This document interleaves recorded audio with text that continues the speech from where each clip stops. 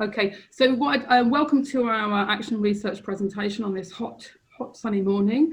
What I'd like you to do is just to watch this short video clip of one of our GCSE resit learners that was filmed in September, and then we will go on to talk about our action research.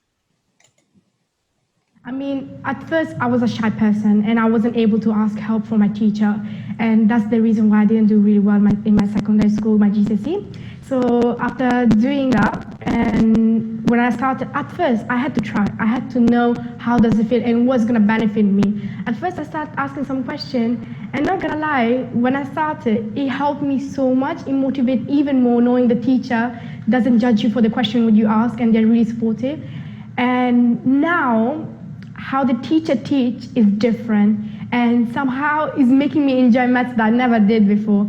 And knowing how they taught us at first, how maths is really important, and this is the reason why it's going to open our opportunity. It make me focus more, so it changed a lot from the shy person. Thank you. Really like that, so now really motivate and work to and try hard. Lots of video clips, and hopefully that will be on the Padlet, you'll be able to look at them. And I will hand you over to Liz for our next part of our presentation.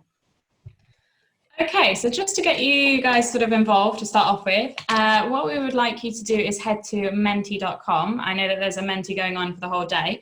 The code is 742433.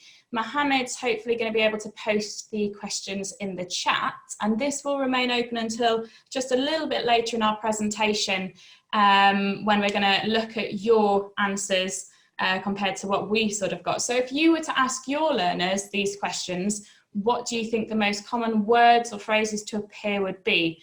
So if you were to ask them, how do you feel about maths? What do you think you'll need to do to achieve your GCSE maths? Why do you need GCSE maths? How do teachers help you? How do you prepare for your exams? And a little bit later, you will see why this is connected to our project, essentially. So as I say, if you can go and have a go in there now, hopefully that's working okay. We'll come back to it a little bit later, and feel free to add throughout the presentation. Okay. All right. Okay, so our background, why we did this research. Obviously, we know motivation and engagement is a large issue, problem. A little bit about Newham College. We're a large further education college in the borough of Newham, East London. The makeup of the learners largely reflects the borough. The borough has got one of the youngest populations in the whole of the country. It is also one of the poorest boroughs in the country, and we are the second lowest in terms of learners arriving to the college with maths and English qualifications. So I think out of 279 colleges, we are 278 in regards to where the learners come in. There are approximately 1,150 GCSE and functional skills maths learners. For the purpose of this, we did focus on GCSE. What we wanted to do was we wanted to find out what a GCSE learner journey felt like throughout the course of the GCSE resit year, and how that may change throughout the year, their motivations, their engagements, what may have caused this change. We also were interested to see if participating in a video documentation has any impact on the learner. So to look at our action research, essentially it stemmed from prior action research, fairly informal action research that we'd done as a PEG group. So this was with the London PEGs, and that was a project to explore the themes of motivation and attitudes and what impact motivation attitudes, whether positive or negative, has on attendance and achievement. That was mainly written questionnaire based. So we wanted to continue that with a different format of asking the questions in this DFE CfEM project action research. So we also did reading around the subject. These were two key quotes that we felt were sort of really quite interesting for us, that we wanted to explore with our learners, and we wanted to really see whether this was the case in our particular college, simply because every single college is different and has a different background, has a different makeup of learners. Further information about the reading we did can be found in the final slide of this presentation, as well as in our action research report, which will be published, I believe, later. All right. Okay, so what did we do? If you look at the slides, basically we split the filming across the whole of the year. We started in August, September, deciding on what questions, dates, gathering volunteers. We tried to look at a range of learners, so learners who were progressing with us, learners who'd failed their GCSE with us, learners who'd passed level 1 functional skills with us, and new learners. We plan to have videos from enrolment day to September to November. We did it in February, we managed to carry out all of those. April was unfortunately cancelled, but we have just managed to do a virtual video session via Zoom, which was very successful. And we've also got one planned for August, assuming the students still want to speak to us after we've predicted their grades. From those, we then watched the videos, and we will talk later on about how we coded them and analysed them. And also at the end of the project, we did also do a post-intervention participant questionnaire. Obviously, we're continuing on with the videoing, but for the purposes of this, we wanted to see really how they felt about it. We're just going to show you now, really the best way to describe the video setup that we had is to actually show you it. So we're going to show you a clip of a learner from the 3 different filming dates. The types of questions we used had a base of questions that we used throughout the year, which was similar to ones that you got on the Menti or on the slide earlier that you're answering on the Menti. But obviously there were a lot more questions, and there was questions about prior and in-year experience, learner feelings and aspirations, mock exams, engagement with the course, factors for motivation, whether positive or negative. We also tried to ensure that we had as neutral environment as possible. So we didn't interview students ourselves. We used interviewers from the marketing department. We had quiet classrooms or quiet spaces, and we also allowed students, if they wanted to interview together. So that gave them the chance to feel a little bit more confident, particularly for the first session. So this clip is really worth a good listen. The sound quality is a little bit poor, but the learner, for us, we felt that the learner felt some really interesting things. Hopefully it will play right. That's the most annoying thing. You do the maths, after finishing it, you don't apply it to anything else. Okay. You just even your bills. No, nothing. Nothing, no salary. No. When you're shopping. Okay, yeah, okay, that makes sense. But normally you don't use maths all the time. And when you use maths, you don't use the Pythagoras theorem. You use addition, subtraction, division, and multiplication. That's what mostly people use. Yeah. So for you, the objective is get a good grade in GCSE maths. And forget about it. Forget about it, but excel in IT. Yeah, in IT. Yeah. So that was quite. Some people still pass, but for me, I'm talking about me. I couldn't learn the ones I didn't know by myself at all. So the teachers can help me break them down. Yeah, so you really do prefer the last couple of minutes of your class? Yeah, just to rehearse the ones I know, and then the rest of the lesson will be the ones I didn't know. Yeah. That's really good. Yeah. So then, have your feelings towards maths changed since you started? No, it hasn't really changed. I just want to pass and leave the subject alone. Yeah, I don't want to hear about it anymore. Yeah. I'm really fed up with maths. You still want to sort of achieve a pass because it might help you in your future goals? Or... Yeah, because I was doing the apprenticeship. I'm doing apprenticeship, but for me to go into that world, I need maths to go into it. Yeah. So I just want to pass the maths and go into the IT world without thinking of maths and Last time you didn't say that. Yeah, I didn't say that part. So what changed? What made you suddenly start doing that? Yeah, because I realized originally I sit on the bus and just listen to music, and I could use that time to do maths. You're not doing anything? Yeah, I wasn't doing anything at the time, so I just thought it would be wise enough to start watching it in the book. And do you feel that's enough time for your revision? No, that's not enough time. I do it at home as well. I'm just saying when I'm outside, instead of me wasting time, I could just watch like 5 minutes of it and then switch off. And do you feel that's helping? Yeah, that helps, especially when I've, like, for example, let's say I do a topic at home and I leave the house, I would just revise remember what I revise at home, just while I'm walking and stuff like that. Okay. So it's really interesting that when we interviewed this learner on Monday, I just want to add this, he said to us that actually reflecting during the videos helped him remember where he was at with his stage in maths. So obviously that's post the end of the action research and post our analysis, but on Monday he really sort of talked about it a little bit more. And after lockdown in sort of March onwards, he really engaged a lot with his GCSE maths work. So it's just quite an interesting to see a learner who really does not like maths, but who starts to appreciate it more and more throughout the year for his future options and future career.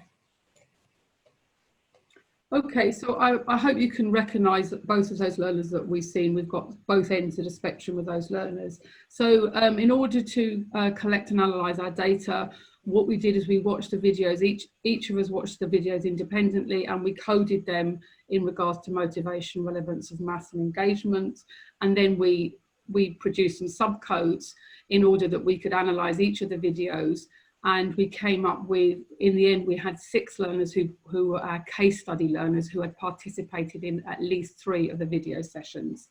So we watched those case studies back, and it took us a long time, and it was something that was new to us, but we found some really interesting data from those videos, and we've also tried to capture that data by putting together some video clips that we're going to use for in-classroom use, CPD. We've used it at the AOC conference and things like that.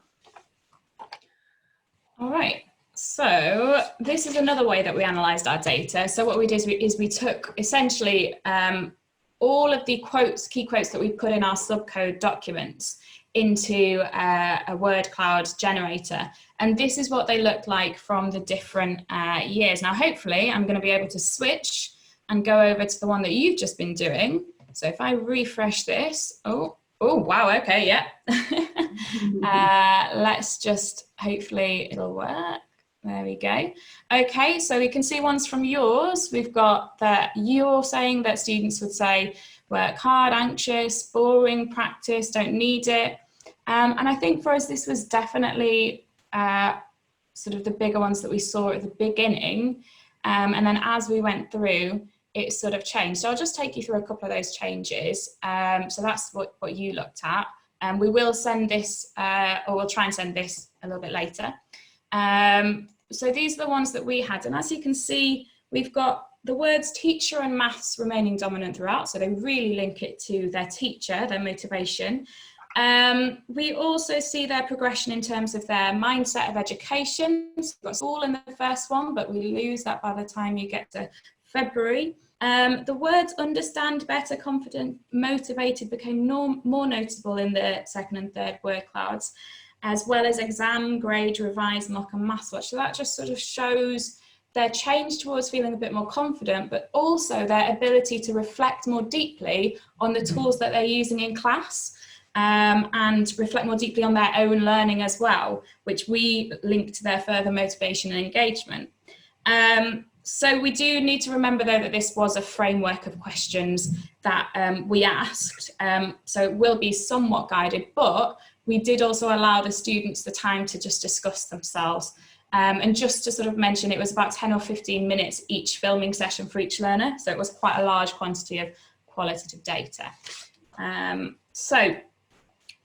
We also just wanted you to consider, and maybe we can talk about this later, how does this compare to your Menti word cloud or your ideas or opinions? Are there any surprises, any changes that you noticed that we haven't noticed? Because that would be really interesting, and perhaps you could respond in chat or later in the discussions. So our key findings, we had 66% learners, and these were from the questionnaires and from the videos and from teacher evaluations. 66% of students showed more engagement in areas such as their focus, confidence, independence, taking ownership, particularly by having the confidence to ask teachers more questions. So videoing gave them that confidence. All learners were able to reflect more as the videos progressed. They said this as well themselves. 83% of learners mentioned that they felt more confident as the videos went on. As the videos progressed, most learners were more vocal in saying what they planned to do in order to progress. So they became much more clear and able to reflect about what they needed to do throughout the course and and how their learning applied, particularly to their work experience. Learners were motivated by good teachers. That was really, really clear to see, particularly motivational teacher to their own motivational levels. And then other factors were prospect of pleasing families and friends, going on to higher level courses, university, apprentices and jobs. So it's really a wide range of factors that contribute to learners' motivation and engagement, and vary very much by different students. So this is our final slide, and just before we go on to the conclusions, we did just want to mention some of the limitations that we found, because we thought that might be useful for you. We had a very small group of learners that we were looking at, and it was a very small percentage of the total number of learners we have studying GCSE in the college. This is mainly due to logistics and the fact that we had a wider range of volunteers, but it had to limit down due to availability, absence, whether learners were working on those days. It was on a voluntary basis, but we did try to have a cross-section of our learners regarding age, gender, ethnicity, and previous educational experience, whether they were coming from functional skills or got a GCSE grade 3. And we had a really, really vast quantity of qualitative data to summarise and analyse, and it was a very subjective opinion. So it was sort of somewhat difficult for us to broach, but we hope that we've managed to do that and draw the conclusions. So I'm going to hand back to Julie for the final conclusions. Liz, if you can just put them all up, because I'm aware this is our last slide. I think we're on time. Okay, so obviously one of the things I'd like to say, this has been the most exciting project I think that we've been involved in. We've absolutely loved filming the learners, and we've learned so much about our learners. And actually, what we've realised is that they're not all that negative. Once you dig a bit deeper. What we found obviously was they had given them an opportunity to reflect on their own maths was a really good opportunity, and what factors influenced them. The learners did become more confident and less anxious. Obviously, the more their engagement with the teaching and learning increased. Learners developed active learning skills and became more engaged with their GCSE. So they were able to talk about what they needed to do. So that independent learning increased autonomy and goal setting. And overall, there was a really positive impact on the video documentaries. As I say, we are going to do this again, film the learners again in August. We are really, really delighted to say that of the 15 learners we started with, we've managed to engage, I think, 12 learners across the whole project. And even in lockdown, as I say, we had 5 learners out of 7 on Monday. So it's been fabulous, and I would say, it was hard work, but absolutely we loved it, and it's such a good way to get to know our learners, which I think we don't often have that chance to do when we're in a big class. So thank you for listening. Yeah, and then just the very final slide is just, as I said, the references, and you can also see the notes in the presentation. So thank you.